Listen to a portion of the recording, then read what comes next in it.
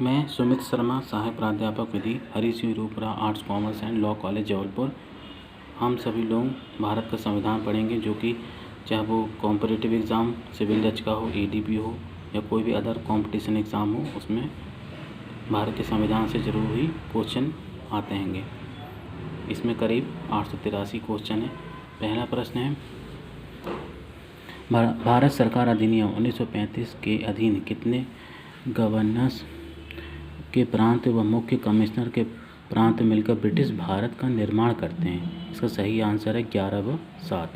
भारत सरकार अधिनियम 1935 के अंतर्गत 11 गवर्नर के प्रांत तथा 7 मुख्य कमिश्नर के प्रांत थे। अगला प्रश्न, भारत सरकार अधिनियम के अधीन एक संरक्षक न्यायालय का गठन किया गया जो कहलाता था। सही आंसर इसका संघीय न्यायालय। भारत सरकार अधिनियम 1935 एक संरक्षक न्यायालय का गठन किया गया जो संघीय न्यायालय या फेडरल न्यायालय के नाम से जाना जाता है।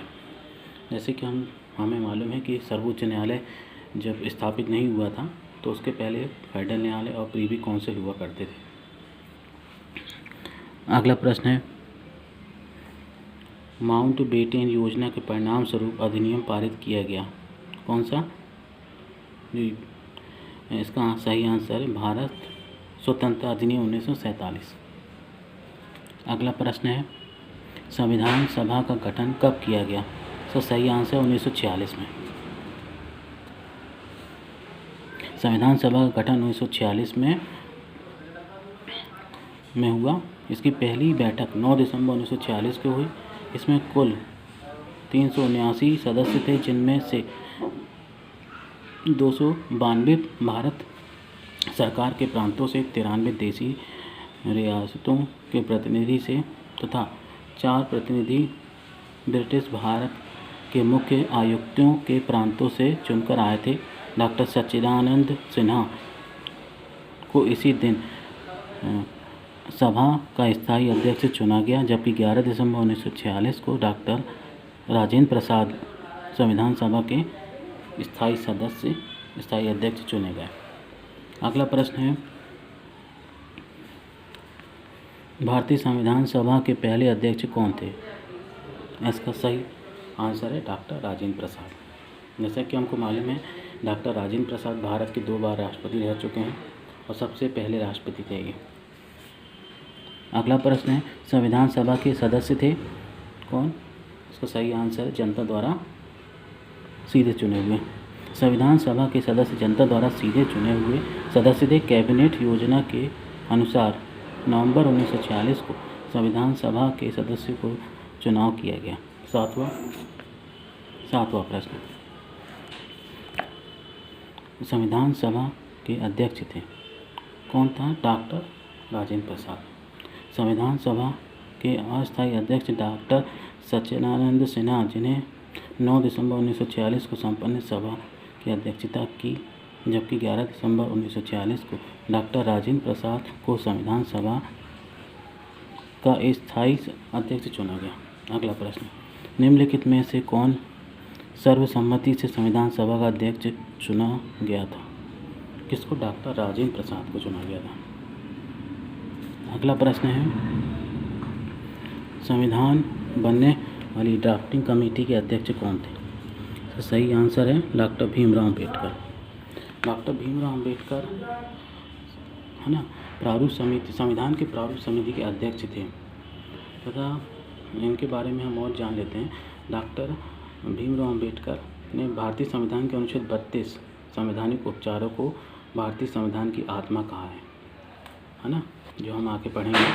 और राज्य के नीति निर्देशक तत्व को डॉक्टर भीमराव अम्बेडकर ने राज्य के नीति निर्देशक तत्व या directive principle of state policy को भारतीय संविधान की अनोखी विशेषता कहा है। ठीक है, अगला प्रश्न,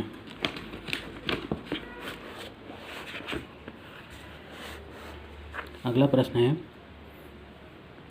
भारतीय संविधान की प्रारूप समिति के अध्यक्ष कौन था? डॉक्टर भीमराव अम्बेडकर थे। अगला प्रश्न है, भारत के संविधान को अंगीकृत किया गया कब किया गया? 26 नवंबर 1949 को। को भारत के संविधान को अंगीकृत, अधिनियमित एवं आत्मार्पित किया गया।